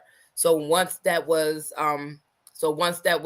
expired or the date was whatever the time limit it was, shit, this is why she was able to do it. That's a little counter to what I was hearing about this. So because what it was she had well, at least this is coming from actually from her and Diddy's people, is that she initially was writing a book, a tell-all book, and then but she went to him first, or her people went to him first, like, hey, either you pay so many millions of dollars, it was $30 million, or the book goes out. And so it whatever the back and forth was, it went on for so long, like 6 months or something. And Diddy and his people amounted it to being blackmailed, basically, right? And then after the book didn't come out, she resorted to this lawsuit instead. Yeah, Smooth says, I don't believe her. I know I'm in the minority. He believes it's a money grab. I So think it was a mixture of both. Like I don't think I think what she did, which is like I said, it looks negative on people that have experienced to what she experienced. But I feel like it could be both. She went through it. She didn't. She's not going to get. It's almost like she's not going to be able to go and say this happened to her for however many years, and they're going to do something about it, right?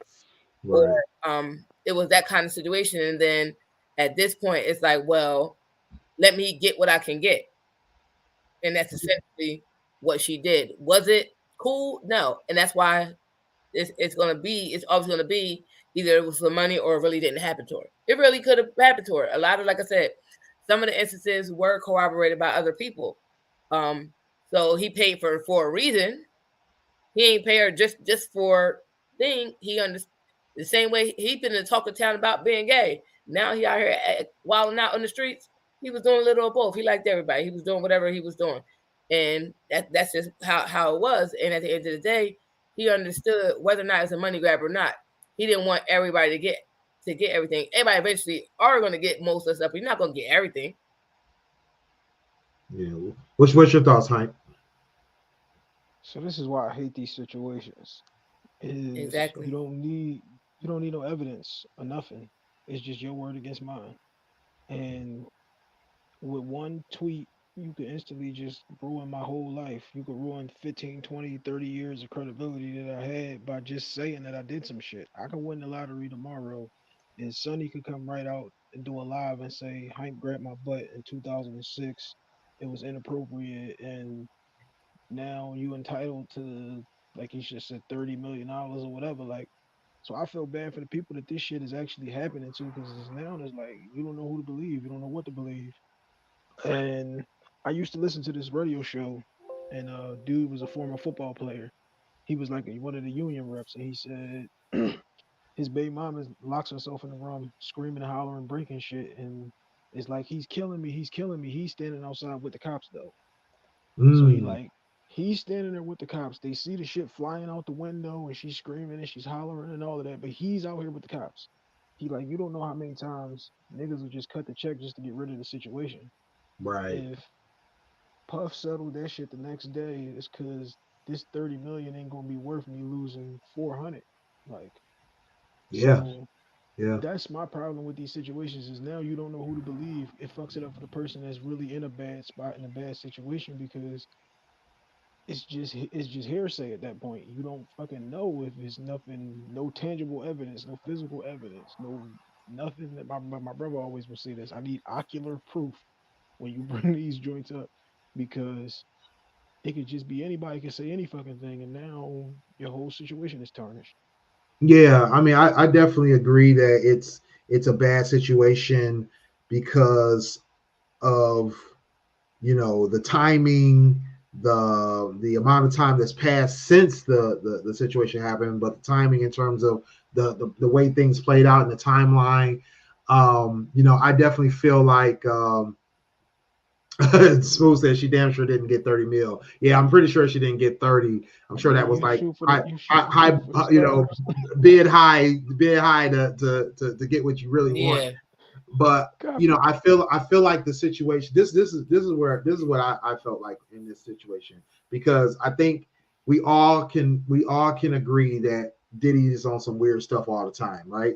We can all agree that there's a good possibility that he was using his fame, his fortune, and his power in order to manipulate and control this young lady, especially because at her age and the age he was, which I confirm he was 37 and she was 19 when they first started dating. And we can all surmise that quite possibly there was abuse, there was inappropriate situations that they had gotten into, because of either his inability to control himself or their misunderstanding of what they each wanted out of the situation. So I think we can all surmise that that's definitely quite possible that happened.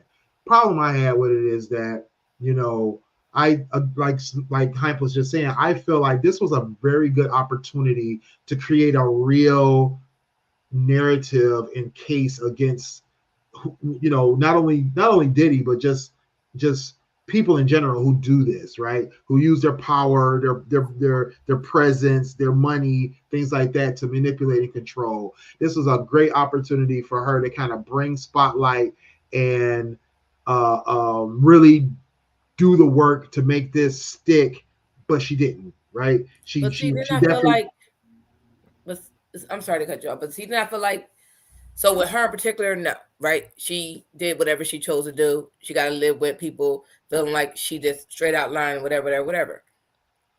But we also like she's not the first woman to speak against a public figure like him. You got like this I gotta say it. With R. Kelly, we with Cosby, yeah, Cosby old as shit, and now people come out to woodwork why this man old and about to die, and y'all coming out saying he did this. Like, come on now, we done heard it.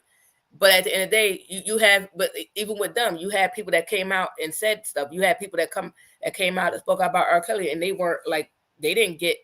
I mean, even with Aaliyah in her situation, her parents just basically essentially gave her to him, whatever. Right. Well, And okay. So yeah, but that's the thing. That's what I want to kind of touch on is the fact yeah, that we have good examples of people who were almost untouchable, but they've been touched, right? yeah, So no, so at this point, we should be able to now say nobody's untouchable at this point. Yeah, you're gonna still have people who don't believe you. You're still gonna have people who doubt your situation, and you're still gonna have people who want to believe the person with the money, especially when you power, get money from respect. it. But the thing is, you can still set it up to be put into action, especially if you go for a criminal case and you put it into action. People are going to come forward. People are going to support you. People are going to, yeah, you're going to get the back and forth for people who won't. But the thing is that you got, in this situation, I just think she went about it wrong. I just feel like, it was just not the right way that she went about this. Because, I mean, look at Cosby. They went criminal first, and then they came back and did civil, right? Yeah, I think that was the right thing to do, because once you establish that criminal element there, now your civil case, one, it can be easy as pie to win, right? But also you get more validity when you're like, hey, I want justice for what I went through versus I want money.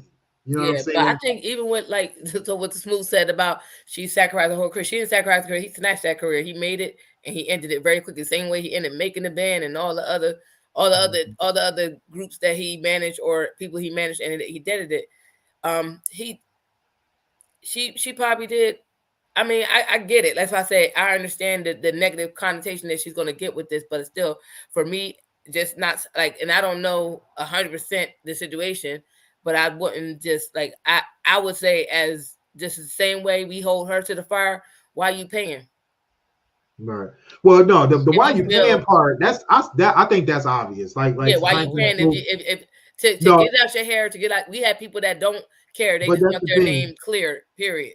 Yeah, but no, but that's the thing. No, that in this situation, this is one of those. It's easier to pay than to play. It's easier No, to play than to no, fight. I You understand know. that, but I'm just So saying, I don't think paying is admitting guilt. I don't think paying is. But I personally feel he's guilty. I feel if he didn't do 100% of it, I'm sure he did 80. You know what I'm saying? That's how I feel about personally. So I don't not believe her. I do believe her. I just don't like the way she did this. I just definitely yeah. don't like the way. I feel it was blackmail to begin with. I feel it was a money grab in the end. I think she diminished the movement. You know what I'm saying? I really feel like she really diminished the movement. She really just not destroyed it, because somebody Just else like could come everybody back and into the say, Me hey, Too you know what? movement. I got the proof, or I got the receipts, or whatever they call it now. I think that somebody else could come back and do this, but I think that she really took took things a step backwards, because we got the examples. Nobody's untouchable anymore. They don't took down the biggest, and that's the thing too. They're gonna you're gonna have people that are gonna be like, oh, why are you trying to take this black man down, blah blah blah. And that's the thing. It's like we can't let certain people hide behind you're a powerful black man, so you should be allowed to do whatever you want. You can't hide behind that. But I also feel like we also can't excuse money grabs and just bad dealings. Like Smooth said, she was with him for a while and walked away with nothing. She felt like she sacrificed her career for him and wanted some bread. And that's what it feels like when in the end, what she ended up doing. He said she went from Diddy to a famous billboard writer. She want that lifestyle back. She got kids now too. Just my opinion. I may be wrong. That's the thing too, is that I think the money grab part of it is her trying to trying to cushion her life back and be like, you know what? If nothing else, I want to be able to live comfortably, right? And not have to work or not have to do this or not have to do that. But, again, I believe her. I just don't think she did it right. But I I don't think think she she should have did got it the I money right. anyway got a because he question. stopped her career anyway. He was like, listen, we ain't about. It We ain't cost about to do them none way of that. less to pay than the fight. It cost them way less. I No, mean, and she didn't. I absolutely This understand that, but then this is where it I'm also could going. be told that a lot of people, not necessarily everyone, but some people will fight just to be able to say, "Look, I'm not giving you nothing because I don't owe you shit." Period. Well, yeah, I mean, there's a lot of people who will do that, but that's the thing. It's like in his situation, it's easier for him to cut that check and be like, you know what, you want here's $5 million. Just go away. You know what I'm saying? And that's probably what he paid her. $5 million. What is that to a man that's worth $200-300 million right now? Cash. Yeah. How much money did Kanye lose in them 3 days or whatever that was? It was like hundreds of millions, if not half a billion or something crazy. All right, so we just gonna settle at 500 million. If you ask Kanye, if we take 25 million right now, we can make all this shit go away. Oh, you know that man cutting Because that check. the I'm just saying that's this is so Sonny said like why you cut the check. Sometimes you cut the check just because it's let's get this shit out of here. Mm-hmm. It's not about guilty or innocent. It's just about this 5 million is not going to really do anything to me, and it's going to make her life. So she's going to shut up, and we're going to stop this train before it even gets rolling. That's Yeah. why Mm-hmm. I said I didn't do any homework on this situation. I hate when these situations come out if you don't have any physical proof, anything that you can show me that says these are the text messages. Here's the video. This is when it happened. Like if you can't show me that shit, it becomes your word against hers, and I ain't on nobody's side at that point because you got the what was the boy name? Blair, Brian Blair, I believe, the football player. He's top fucking recruit, and he ends up in jail for 20 fucking years, and then the girl comes out and say he didn't do the shit. You Right. ruined that man's whole fucking life. He been in jail since he was 17. He's 40. What is he gonna come home and do? His Right. whole name has been dragged through the mud. And now what? His If I life was is the him, fuck I'd sue over. her. Yeah, I mean, yeah, you sue her, you get a couple dollars, but I can't get back my fucking teenage years, my 20s, my 30s. Like I can't get none of Yeah. that back. Yeah, it's a lot more fun to have 6 million in the bank, but my name ain't shit now. Like I don't have no kids, I ain't got no wife, I don't got nothing because you Yeah. accused me of this shit 20 years ago. That's the shit that's why I don't like that shit. It's because it just fucks up. It's muddies the waters too much. Yeah. Yeah. Kevin Porter didn't he have some nut shit happen? Yeah. It says his oh shoot, my ad blocker is stopping me from seeing this thing. Give me a second. Let me pull this up. So Kevin Porter's ex-girlfriend Kizri, Kizer, I don't know. She blasts prosecutors for providing a false narrative in his assault case. They compounded my trauma more than the actual experience. She said that he initially faced assault and charges from one of two trials.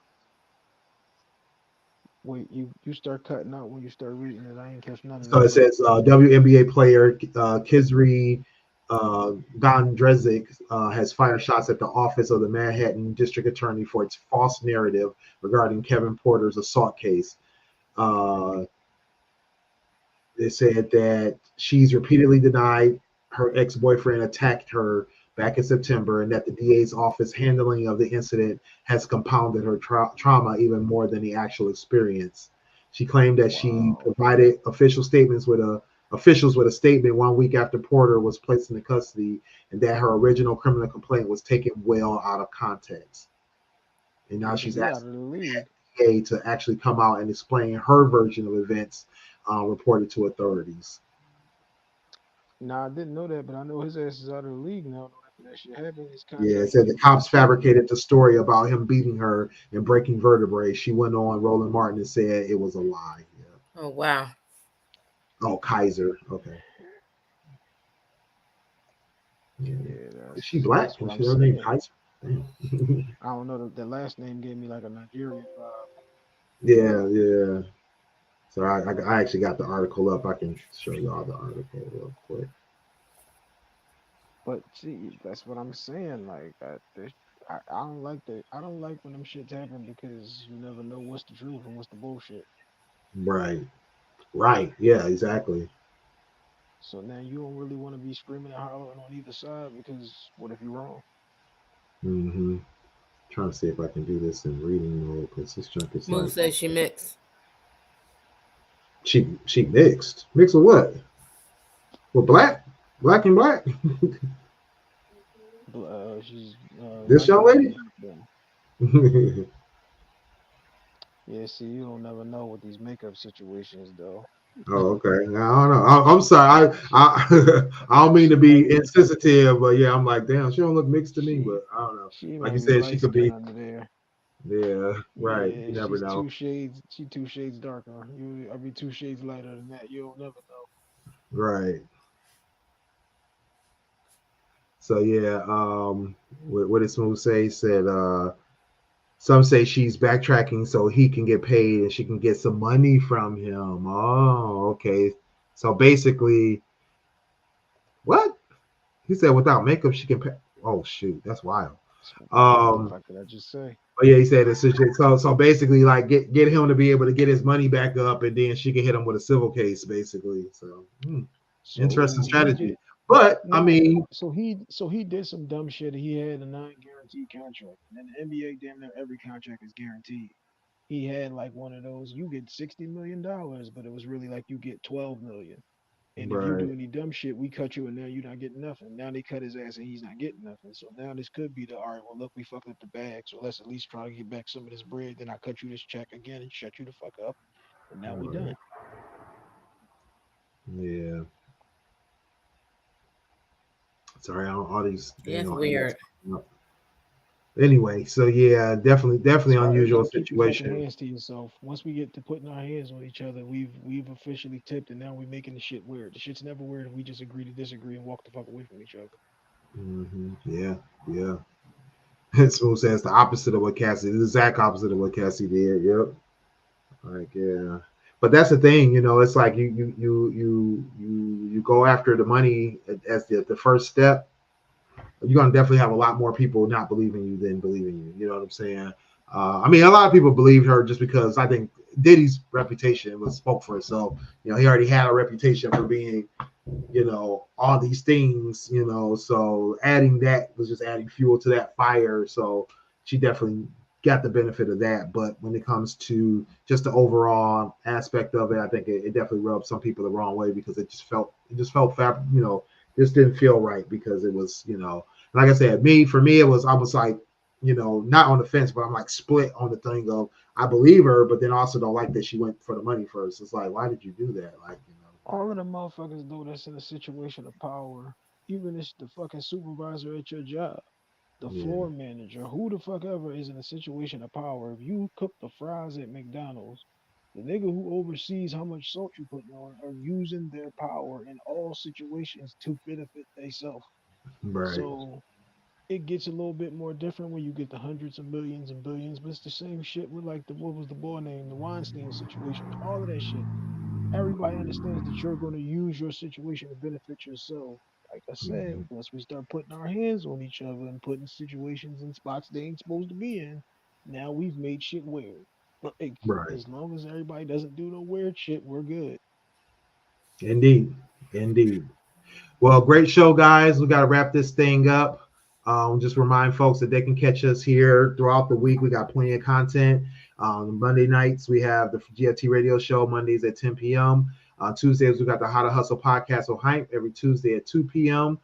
Styles and Chevy recap Wednesdays at 9 p.m. So make sure you guys get back. We're not going to be here this Wednesday because it's the holiday, but next week we're going to be coming back to talk about Loki season 2, episode 6. That's the season Son, put finale. your tail down. Yes, how you gotta put your tail down. We see your tail flipping around. And then we're also going to talk about the Marvels. Sorry. We also got to talk about the Marvels. Great movie. Make sure you guys come back and talk to us about it. Me and Chevy will be here in the building on next Wednesday at Thank 9 God she took the p.m. glasses off. Sex with Sunny, Sex with Sunny Live, 2 Fridays out the month.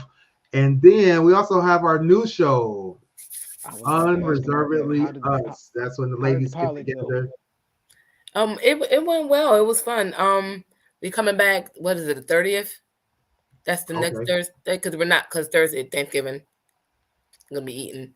Well, I don't know because I'm not really cooking. But anywho, we're coming back on the 30th, 10 p.m. Thursday. But we did good. Cool, I Gotcha. cool. liked it. I enjoyed it. I had fun. Nice, nice, nice. Do we have a regular schedule yet, or we just?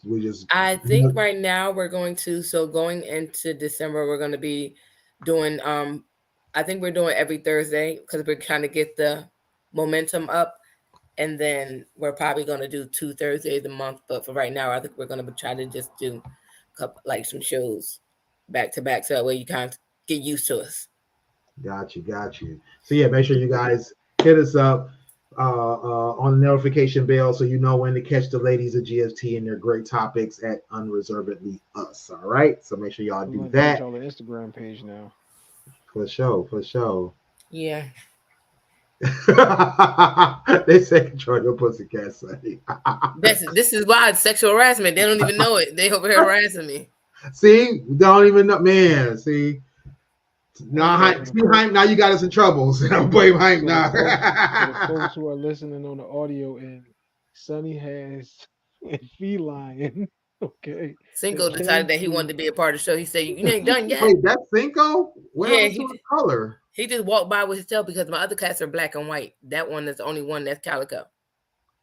Oh man, I never noticed he was calico. I mean, I haven't really paid attention to him since he was a baby, but yeah, dang, he's calico. Calico's got three colors, so he's orange, white, and black. Yeah, his tail is fully striped out now. That's dope. He a grown man now. He a teenager. I'm trying to help everybody. Tell him I said what up though. I think he's hiding in my bed now. All right. In the meantime, tell the folks where they can get it, y'all. Sonny, go ahead. Billy, you late. You fired. Anyway, interact with Sonny. I am Sonny_D. Instagram, Snapchat, Twitter, and TikTok. And visit me at unreservedlyme.com. You'll catch me apparently 3 nights a week. If I catch back up with Sex and Sunday, it'll be Monday, Thursday, and Friday. Y'all have me all the time. For sure. Thank you. That's what happens when those DMs are wide open, fellas. Those DMs are wide open. Technically, they're not wide open. I'm in the shopping cart right now. Copy that. Oh, appreciate the love, Billy. Yeah, appreciate the love. Thank you. How to Hustle podcast. Life has been lifing on me. I ain't have a chance to record. The 9 to 5 has kind of been kicking my ass as far as the regular work. But we have an announcement that the CH4s, the 4th version of my sneaks, will be available this weekend. The 4th version of the sneaks will be available this weekend. So you go to How to Hustle Podcast, you go to Custom Hustle World on Instagram, it's Custom Hustle Co on Twitter, and you will be able to see the CH4s when they're unveiled this weekend. That's what's up. That's what's up. And it's your boy Willie Styles in the building. Yeah, life has been lifing around here too, bro. It's been crazy, but I'm hopefully back in business. I'm going to be over at IG, Twitter as Willie Styles, and Willie.Styles on Snapchat and TikTok. Make sure you get over at stylesradio.com for all the hot tracks I've been listening to, including the new Andre 3000 flute album. He said, y'all niggas don't deserve words. So make sure you get over there, check out the tracks, and hit me up at williestyles.info for all my links. Shout out to that new Jeezy. Did I start checking out new Jeezy yet? I think I did. That new Drake, new Lil Wayne and 2 Chainz. That's probably my favorite album right now. Lil Wayne and 2 Chainz. Welcome to College Road. Here Saturday, but I ain't worked that show. Oh, okay, for sure. I ain't see that shit on the list. I seen that shit. They only had like 8 people on the call. You bastards. Oh man. Make sure y'all get over at gftradio.creator-spring. Get the merchandise. We got plenty of merchandise. I gotta go get me some more merchandise. That's why I was thinking about getting more shirts, but we'll see. Yeah, I done had this shirt for about 3 years, I think now. So our stuff lasts. But buy some new stuff, y'all. Buy some new stuff. Get over to our website at gftradioshow.com for all the links to our socials, to our platform pages, as well as to join the conversation group. Make sure you get over to facebook.com/group/GFT, join the conversation. I haven't been on there in a minute, but there's always great topics and conversations going on over there. So make sure y'all do that, or listen free on demand 24/7, Spotify, iHeartRadio, Stitcher, Google Play Music, Apple Podcasts, or watch the video replays here on Twitch, Facebook, and YouTube. Make sure y'all do that. Until next time, we are. Yo, it's your boy Dame here. Hey guys, it's your girl Sunny D. Yo, it's your boy Smooth from the GFT Radio Network. What up, though? It's your boy Willie Styles in the building. Join us Mondays at 10 p.m. live on Twitch, YouTube, and our Facebook. And if you miss us, don't worry. You can catch it on our website, gftradioshow.com. And if you feel like talking to us every day, join our Facebook group. At Join the Conversation, the group where you can discuss all kinds of topics. Catch me also, Fans Perspective, Dope Sports Show. Holla at your boy. You can cop some merchandise over at our store, teespring.com/stores/GFT Radio. You can get t-shirts, sweatshirts, masks, and even more. Next time on GFT Radio, what are we talking about? Join the conversation to find out. Make sure you get at us on GFTradioshow.com for all of our audio and video playbacks, as well as links to all of our social media sites.